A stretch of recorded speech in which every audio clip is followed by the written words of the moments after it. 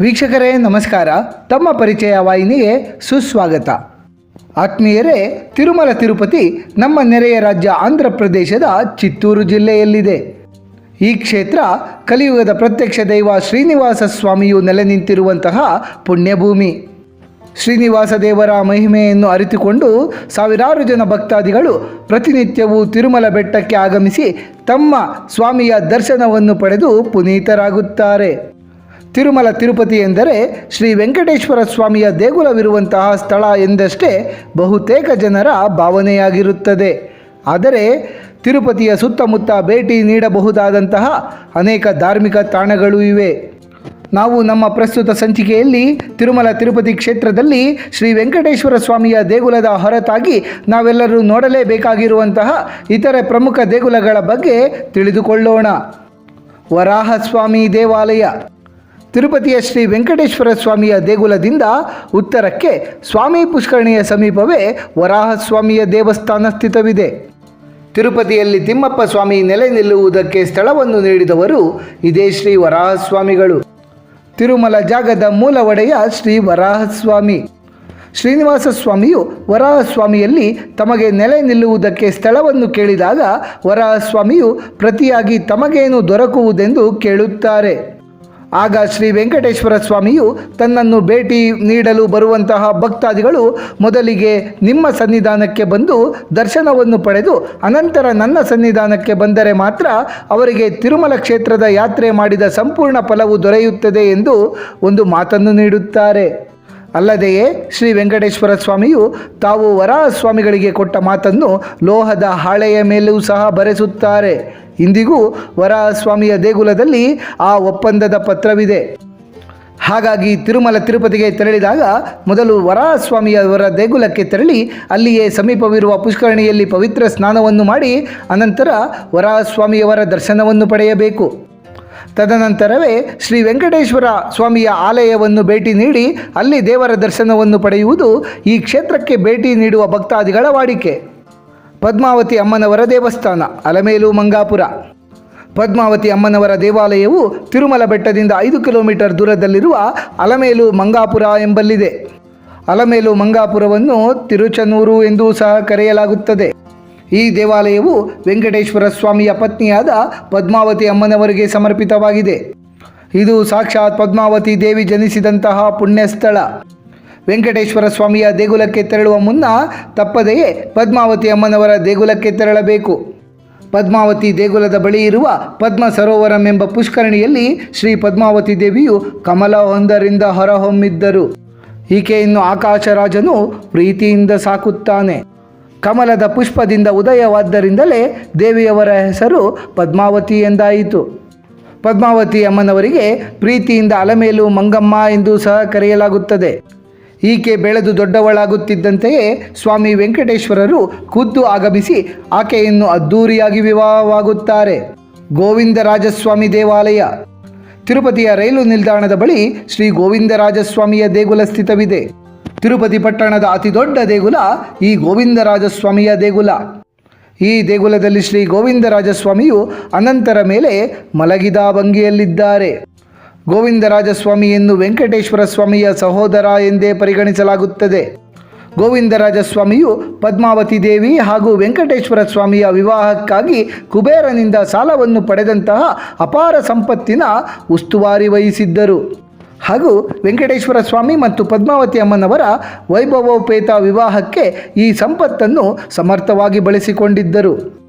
ಮೂಲ ದೇಗುಲ ಶ್ರೀ ಪಾರ್ಥಸಾರಥಿಯವರನ್ನು ಮುಖ್ಯ ದೇವರನ್ನಾಗಿ ಹೊಂದಿತ್ತು.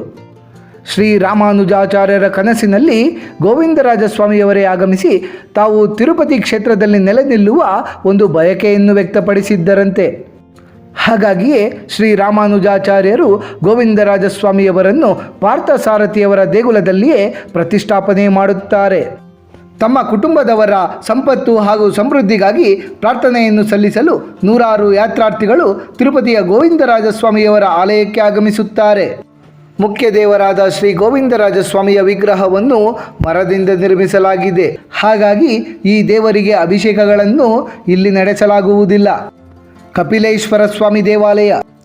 ಕಪಿಲ ತೀರ್ಥ ಅಥವಾ ಕಪಿಲೇಶ್ವರ ಸ್ವಾಮಿ ದೇಗುಲವು ತಿರುಪತಿ ರೈಲ್ವೆ ನಿಲ್ದಾಣದಿಂದ 4 ಕಿಲೋಮೀಟರ್ ಹಾಗೂ ತಿರುಮಲ ತಿರುಪತಿ ದೇವಾಲಯದಿಂದ 25 ಕಿಲೋಮೀಟರ್ ದೂರದಲ್ಲಿದೆ.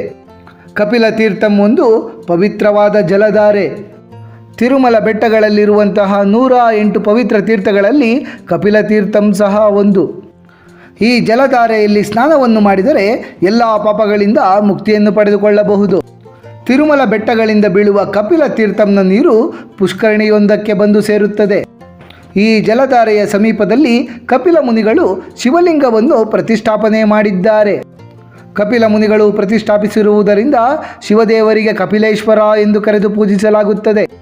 ತಿರುಪತಿ ಕ್ಷೇತ್ರದಲ್ಲಿ ಕಂಡುಬರುವ ಶಿವದೇವರ ಏಕೈಕ ದೇವಾಲಯವೆಂದರೆ ಅದು ಕಪಿಲೇಶ್ವರ ಸ್ವಾಮಿ ಸನ್ನಿಧಾನ. ಕಲ್ಯಾಣ ವೆಂಕಟೇಶ್ವರ ಸ್ವಾಮಿ ದೇವಸ್ಥಾನ, ಶ್ರೀನಿವಾಸ ಮಂಗಾಪುರ. ತಿರುಪತಿಯಿಂದ ಕೇವಲ 12 ಕಿಲೋಮೀಟರ್ ದೂರದಲ್ಲಿರುವ ಶ್ರೀನಿವಾಸ ಮಂಗಾಪುರ ಎಂಬಲ್ಲಿರುವ ಕಲ್ಯಾಣ ವೆಂಕಟರಮಣ ಸ್ವಾಮಿಯ ದೇಗುಲವು ಶ್ರೀನಿವಾಸ ದೇವರ ಜೀವನದೊಂದಿಗೆ ಅವಿನಾಭಾವ ಸಂಬಂಧ ಹೊಂದಿದೆ. ಪೌರಾಣಿಕ ನಂಬಿಕೆಗಳ ಪ್ರಕಾರ ವೆಂಕಟೇಶ್ವರ ಸ್ವಾಮಿ ಮತ್ತು ಪದ್ಮಾವತಿ ಅಮ್ಮನವರ ವಿವಾಹದ ನಂತರ ನವದಂಪತಿಗಳು ಈ ಸ್ಥಳದಲ್ಲಿದ್ದಂತಹ ಅಗಸ್ತ್ಯ ಮುನಿಗಳ ಆಶ್ರಮದಲ್ಲಿ 6 ತಿಂಗಳುಗಳ ಕಾಲ ನೆಲೆ ನಿಂತಿದ್ದರಂತೆ. ಹಾಗಾಗಿಯೇ ಇದೊಂದು ಪವಿತ್ರವಾದ ಕ್ಷೇತ್ರ. ಕಲ್ಯಾಣ ವೆಂಕಟೇಶ್ವರ ಸ್ವಾಮಿಯ ದೇಗುಲದಲ್ಲಿರುವ ಬಾಲಾಜಿಯ ವಿಗ್ರಹವು ತಿರುಪತಿ ದೇವಾಲಯದಲ್ಲಿ ಇರುವಂತೆಯೇ ಇದೆ. ಪ್ರತಿನಿತ್ಯ ಇಲ್ಲಿ ಭಗವಂತರಿಗೆ ಕಲ್ಯಾಣೋತ್ಸವ ನಡೆಯುತ್ತದೆ. ನವವಿವಾಹಿತರು ಈ ದೇಗುಲಕ್ಕೆ ಬಂದು ತಮ್ಮ ವೈವಾಹಿಕ ಜೀವನ ಸುಖಮಯವಾಗಿರಲಿ ಎಂದು ಪ್ರಾರ್ಥನೆಯನ್ನು ಸಲ್ಲಿಸುತ್ತಾರೆ.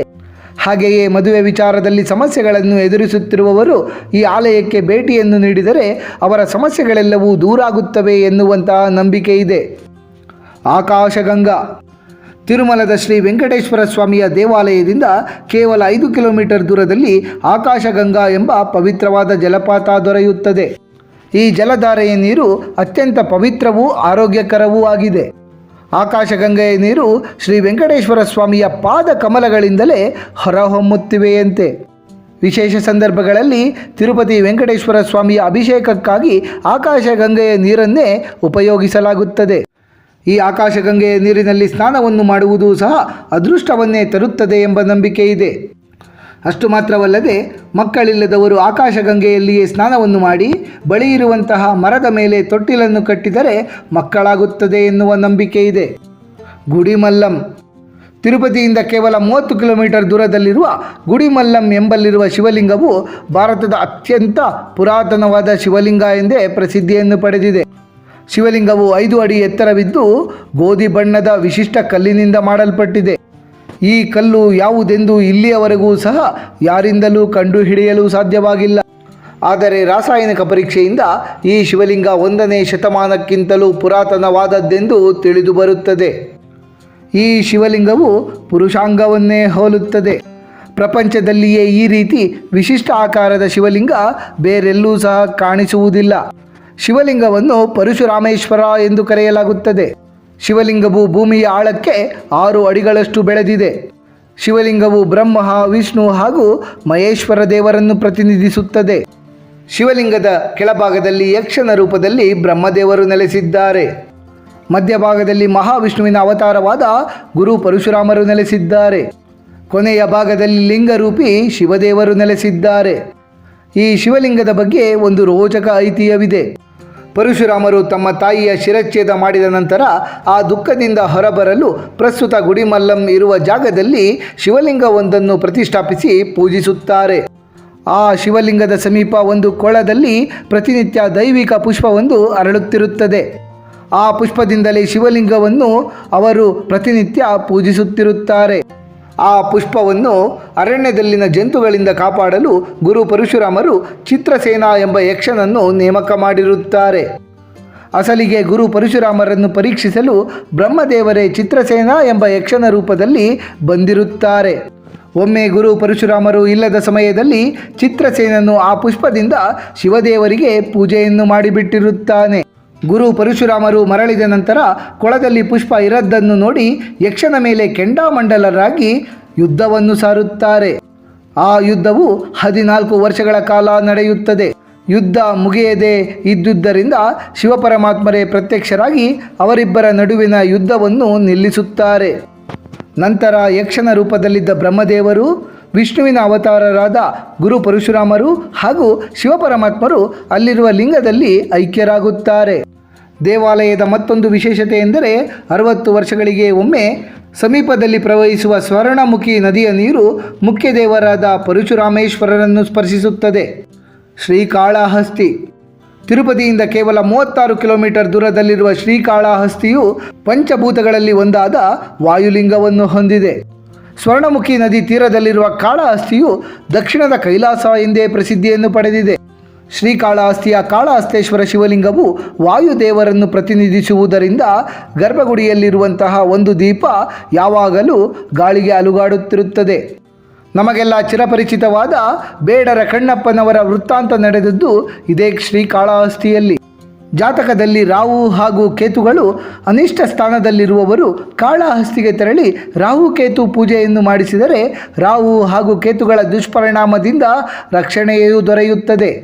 ಶ್ರೀಕಾಳಹಸ್ತಿಯಲ್ಲಿರುವ ಕಾಳಹಸ್ತೇಶ್ವರ ಶಿವಲಿಂಗವನ್ನು 4 ಯುಗಗಳಿಂದಲೂ ಬ್ರಹ್ಮದೇವರು ಇಲ್ಲಿ ಪೂಜಿಸುತ್ತಿದ್ದಾರೆ ಎನ್ನಲಾಗುತ್ತದೆ.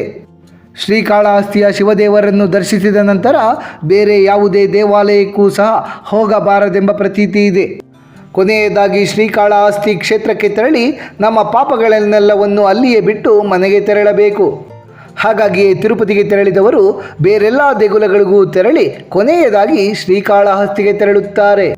ಸೂರ್ಯ ಹಾಗೂ ಚಂದ್ರಗ್ರಹಣಗಳ ಸಮಯದಲ್ಲಿ ತೆರೆದಿರುವಂತಹ ಭಾರತದ ಏಕೈಕ ದೇಗುಲ ಎಂದರೆ ಅದು ಶ್ರೀಕಾಳಹಸ್ತಿಯ ಕಾಳಹಸ್ತೇಶ್ವರ ದೇಗುಲ, ಕಾಣಿಪಾಕಂನ ಗಣಪತಿ ಆಲಯ.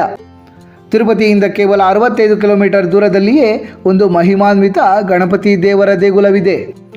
ಈ ವಿಶೇಷವಾದ ಗಣಪತಿ ದೇವರ ದೇಗುಲವೇ ಕಾಣಿಪಾಕಂನ ಗಣಪತಿ ಆಲಯ. ಈ ದೇಗುಲದ ಹಿನ್ನೆಲೆ ಸುಮಾರು 1000 ವರ್ಷಗಳ ಹಿಂದಕ್ಕೆ ನಮ್ಮನ್ನು ಕೊಂಡೊಯ್ಯುತ್ತದೆ. ವಿಹಾರಪುರ ಎಂದು ಕರೆಸಿಕೊಳ್ಳುತ್ತಿದ್ದ ಈ ಸ್ಥಳದಲ್ಲಿ 1000 ವರ್ಷಗಳ ಕೆಳಗೆ 3 ಜನ ಸಹೋದರರು ಕೃಷಿಯನ್ನು ಮಾಡುತ್ತಿರುತ್ತಾರೆ. 3 ವಿಶೇಷ ಚೇತನರಾದ ಅವರಲ್ಲಿ ಒಬ್ಬನಿಗೆ ದೃಷ್ಟಿದೋಷ, ಮತ್ತೊಬ್ಬನಿಗೆ ಕಿವಿಯ ಸಮಸ್ಯೆ, ಇನ್ನೊಬ್ಬನಿಗೆ ಮಾತು ಬರುತ್ತಿರಲಿಲ್ಲ. ಈ 3 ನೀರಿಗಾಗಿ ಬಾವಿಯನ್ನು ತೋಡುತ್ತಿರುವಾಗ ಒಂದು ಕಲ್ಲಿಗೆ ಏಟು ತಾಗಿ ರಕ್ತವು ಚಿಮ್ಮಿ ಅವರ ಮೇಲೆ ಎಗರುತ್ತದೆ. ಆ ತಕ್ಷಣವೇ ಅವರೆಲ್ಲರಿಗೂ ಇದ್ದಂತಹ ಅಂಗವೈಕಲ್ಯ ಮಾಯವಾಗಿ ಬಿಡುತ್ತದೆ. ಈ ಸುದ್ದಿ ತಿಳಿದ ಊರ ಜನರೆಲ್ಲರೂ ಅಲ್ಲಿಗೆ ಬಂದು ನೋಡಿದಾಗ ಸ್ವಯಂಭೂ ಗಣಪತಿಯ ವಿಗ್ರಹ ಅಲ್ಲಿ ಕಂಡುಬರುತ್ತದೆ. ವಿಗ್ರಹ ಯಾವ ಬಾವಿಯಲ್ಲಿ ಉದ್ಭವವಾಗಿತ್ತೋ ಅದೇ ಬಾವಿಯಲ್ಲಿ ಇಂದಿಗೂ ಗಣಪತಿ ದೇವರು ನೆಲೆಸಿ ದರ್ಶನವನ್ನು ನೀಡುತ್ತಲಿದ್ದಾರೆ. ಮತ್ತೊಂದು ವಿಶೇಷತೆ ಎಂದರೆ ಉದ್ಭವವಾದ ದಿನದಿಂದ ಗಣೇಶ ದೇವರ ವಿಗ್ರಹ ಬೆಳೆಯುತ್ತಲೇ ಇದೆ. 50 ವರ್ಷಗಳ ಹಿಂದೆ ಭಕ್ತಾದಿಗಳು ಸಮರ್ಪಣೆ ಮಾಡಿರುವಂತಹ ಬೆಳ್ಳಿಯ ಕವಚ ಇಂದು ಗಣೇಶ ದೇವರಿಗೆ ಹಿಡಿಸದೇ ಇರುವುದು ವಿಗ್ರಹ ಬೆಳೆಯುವುದಕ್ಕೆ ಸಾಕ್ಷಿ ಎನಿಸಿಕೊಳ್ಳುತ್ತದೆ. ಕಾಣಿಪಾಕಂನ ಗಣೇಶ ದೇವರಿಗೆ ಸತ್ಯದೇವರು ಎಂದು ಕರೆಯಲಾಗುತ್ತದೆ. ಅದೆಷ್ಟೋ ನ್ಯಾಯ ಪ್ರಕರಣಗಳು ಈ ದೇಗುಲದ ಗಣೇಶ ದೇವರ ಮುಂದೆ ಇತ್ಯರ್ಥವಾಗಿವೆ. ದೇವಾಲಯದಲ್ಲಿ ಆಣೆ ಪ್ರಮಾಣಗಳಿಗೆ ವಿಶೇಷವಾದ ಮಹತ್ವವಿದೆ. ಈ ಕ್ಷೇತ್ರದಲ್ಲಿ ಯಾರೂ ಸಹ ಸುಳ್ಳು ಪ್ರಮಾಣವನ್ನು ಮಾಡುವುದಿಲ್ಲ. ಒಂದು ವೇಳೆ ಯಾರಾದರೂ ಸುಳ್ಳು ಆಣೆ ಪ್ರಮಾಣಗಳನ್ನು ಮಾಡಿದರೆ ಗಣೇಶ ದೇವರು ಅಂಥವರನ್ನು ಶಿಕ್ಷಿಸುತ್ತಾರೆ. ಎಷ್ಟೋ ಪ್ರಕರಣಗಳ ತಪ್ಪಿತಸ್ಥರು ದೇವಾಲಯ ಪ್ರವೇಶಿಸುವುದಕ್ಕೂ ಮುನ್ನ ತಮ್ಮ ತಪ್ಪನ್ನು ಒಪ್ಪಿ ತಿದ್ದಿ ನಡೆದಂತಹ ಘಟನೆಗಳು ಇಲ್ಲಿ ನಡೆಯುತ್ತಲಿರುತ್ತವೆ. ಕಾಣಿಪಾಕಂಗೆ ತಲುಪಲು ತಿರುಪತಿಯಿಂದ ಉತ್ತಮವಾದ ಬಸ್ ಸೌಕರ್ಯಗಳಿವೆ. ತೊಂಡಮನಾಡು ವೆಂಕಟೇಶ್ವರ ಸ್ವಾಮಿ ದೇವಸ್ಥಾನ ತಿರುಪತಿಯಿಂದ 30 ಕಿಲೋಮೀಟರ್ ಹಾಗೂ ಕಾಳಹಸ್ತಿಯ ಕಾಳಹಸ್ತೇಶ್ವರ ದೇಗುಲದಿಂದ 7 ಕಿಲೋಮೀಟರ್ ದೂರದಲ್ಲಿ ತೊಂಡಮನಾಡು ಎಂಬಲ್ಲಿ ವೆಂಕಟೇಶ್ವರ ಸ್ವಾಮಿಯ ದೇವಸ್ಥಾನ ಸ್ಥಿತವಿದೆ. ಎಲ್ಲ ದೇಗುಲಗಳಲ್ಲಿ ಶ್ರೀ ವೆಂಕಟೇಶ್ವರ ಸ್ವಾಮಿಯು ನಿಂತಿರುವ ಭಂಗಿಯಲ್ಲಿ ದರ್ಶನವನ್ನು ನೀಡಿದರೆ ತೊಂಡಮನಾಡುವಿನಲ್ಲಿ ಮಾತ್ರ ಸ್ವಾಮಿಯು ಅತ್ಯಪರೂಪವಾದ ಕುಳಿತಿರುವ ಭಂಗಿಯಲ್ಲಿಯೇ ದರ್ಶನವನ್ನು ನೀಡುತ್ತಾರೆ. ಸ್ಥಳ ಪುರಾಣದ ಪ್ರಕಾರ ಆಕಾಶರಾಜನ ಸಹೋದರ ಹಾಗೂ ವೆಂಕಟೇಶ್ವರ ಸ್ವಾಮಿಯ ಪರಮ ಭಕ್ತನಾದ ತೊಂಡಮಾನ್ ಚಕ್ರವರ್ತಿಯು ಆಳುತ್ತಿದ್ದಂತಹ ರಾಜ್ಯವೇ ಈ ತೊಂಡಮನಾಡು. ತೊಂಡಮಾನ್ ಚಕ್ರವರ್ತಿಯು ಶ್ರೀನಿವಾಸ ದೇವರ ಅಪೇಕ್ಷೆಯ ಮೇರೆಗೆ ದೇವಶಿಲ್ಪಿ ವಿಶ್ವಕರ್ಮರ ಸಹಾಯದಿಂದ ಸಪ್ತಗಿರಿಯಲ್ಲಿ ಶ್ರೀನಿವಾಸ ದೇವರ ದೇಗುಲವನ್ನು ನಿರ್ಮಿಸುತ್ತಾರೆ. ದೇವಾಲಯದ ನಿರ್ಮಾಣ ಮುಗಿದ ನಂತರ ತೊಂಡಮಾನ್ ಚಕ್ರವರ್ತಿಯು ಪ್ರತಿನಿತ್ಯ ತೊಂಡಮನಾಡುವಿನಿಂದ ಗುಪ್ತ ಸುರಂಗದ ಮೂಲಕ ತಿರುಮಲಕ್ಕೆ ತೆರಳಿ ಶ್ರೀ ವೆಂಕಟೇಶ್ವರ ಸ್ವಾಮಿಯವರ ದರ್ಶನವನ್ನು ಪಡೆಯುತ್ತಿರುತ್ತಾರೆ. ಕಾಲಕ್ರಮೇಣ ವೃದ್ಧಾಪ್ಯದ ಕಾರಣದಿಂದಾಗಿ ತೊಂಡಮಾನ್ ಚಕ್ರವರ್ತಿಗಳಿಗೆ ತಿರುಮಲಕ್ಕೆ ತೆರಳಿ ದೇವರ ದರ್ಶನವನ್ನು ಪಡೆದುಕೊಳ್ಳಲು ಸಾಧ್ಯವಾಗುವುದಿಲ್ಲ. ಆಗ ತೊಂಡಮಾನ್ ಚಕ್ರವರ್ತಿಯು ಮರುಗುತ್ತಿರುತ್ತಾರೆ. ತನ್ನ ಭಕ್ತನು ದುಃಖಿತನಾಗುತ್ತಿರುವುದನ್ನು ಕಂಡ ಶ್ರೀ ವೆಂಕಟೇಶ್ವರ ಸ್ವಾಮಿಯು ತೊಂಡಮಾನ್ ಚಕ್ರವರ್ತಿಯ ಮನೆಯಲ್ಲಿಯೇ ಸ್ವಯಂಭುವಾಗಿ ನೆಲೆ ನಿಲ್ಲುತ್ತಾರೆ. ಹೀಗೆ ತೊಂಡಮ ನಾಡುವಿನಲ್ಲಿ ಶ್ರೀನಿವಾಸರು ಒಂದು ಕೈಯಲ್ಲಿ ಯೋಗ ಮುದ್ರೆ, ಮತ್ತೊಂದು ಕೈಯಲ್ಲಿ ಅಭಯ ಹಸ್ತದೊಂದಿಗೆ ಶ್ರೀದೇವಿ ಭೂದೇವಿಯರ ಸಮೇತ ಕುಳಿತಿರುವ ಭಂಗಿಯಲ್ಲಿ ದರ್ಶನವನ್ನು ನೀಡುತ್ತಾ ನೆಲೆ ನಿಂತಿದ್ದಾರೆ. ಈ ಸ್ವಾಮಿಯವರ ದರ್ಶನದಿಂದ ಸಕಲ ಸೌಭಾಗ್ಯವೂ ಸಹ ಲಭಿಸುತ್ತದೆ ಎಂದು ಭಕ್ತಾದಿಗಳು ನಂಬುತ್ತಾರೆ. ತಿರುಪತಿ ಹಾಗೂ ಕಾಳಹಸ್ತಿಯಿಂದ ತೊಂಡಮನಾಡಿಗೆ ತಲುಪಲು ಅರ್ಧ ಗಂಟೆಗೊಂದರಂತೆ ಬಸ್ಗಳು ದೊರೆಯುತ್ತವೆ. ತಿರುಪತಿಯ ಸಮೀಪ ಇರುವಂತಹ ಇತರೆ ಆಕರ್ಷಣೆಗಳು: ಶಿಲಾತೋರಣ, ಪಾಪ ವಿನಾಶನಂ, ಕೋದಂಡರಾಮಸ್ವಾಮಿ ದೇಗುಲ, ಬೇಡಿ ಆಂಜನೇಯ ಸ್ವಾಮಿ ದೇವಸ್ಥಾನ, ಮುಕ್ಕೋಟಿ ಅಗಸ್ತೇಶ್ವರ ದೇವಸ್ಥಾನ. ಆತ್ಮೀಯ ವೀಕ್ಷಕರೇ, ತಮ್ಮ ತಿರುಪತಿ ಕ್ಷೇತ್ರದ ಧಾರ್ಮಿಕ ಪ್ರವಾಸದ ಸಂದರ್ಭದಲ್ಲಿ ನಾವು ಪರಿಚಯಿಸಿದಂತಹ ಇತರ ಎಲ್ಲ ಧಾರ್ಮಿಕ ಕ್ಷೇತ್ರಗಳಿಗೂ ಸಹ ತಾವೆಲ್ಲರೂ ಭೇಟಿ ನೀಡಲೇಬೇಕು ಎಂದು ಸಲಹೆಯನ್ನು ನೀಡುತ್ತಾ ಆ ಭಗವಂತನ ಕೃಪಾ ಕಟಾಕ್ಷ ಸದಾಕಾಲ ನಮ್ಮೆಲ್ಲರ ಮೇಲಿರಲಿ ಎಂದು ಕೋರಿಕೊಳ್ಳುತ್ತಾ ಈ ಕಿರುಪರಿಚಯವನ್ನು ಮುಗಿಸುತ್ತಲಿದ್ದೇವೆ. ವೀಕ್ಷಕರೇ, ನಿಮಗೆ ಈ ವಿಡಿಯೋ ಇಷ್ಟವಾಗಿದ್ದಲ್ಲಿ ಲೈಕ್ ಮಾಡಿ, ಶೇರ್ ಮಾಡಿ ಮತ್ತು ಸಬ್ಸ್ಕ್ರೈಬ್ ಮಾಡಿ ಹಾಗೂ ಬೆಲ್ ಬಟನ್ ಒತ್ತುವುದನ್ನು ಮರೆಯಬೇಡಿ.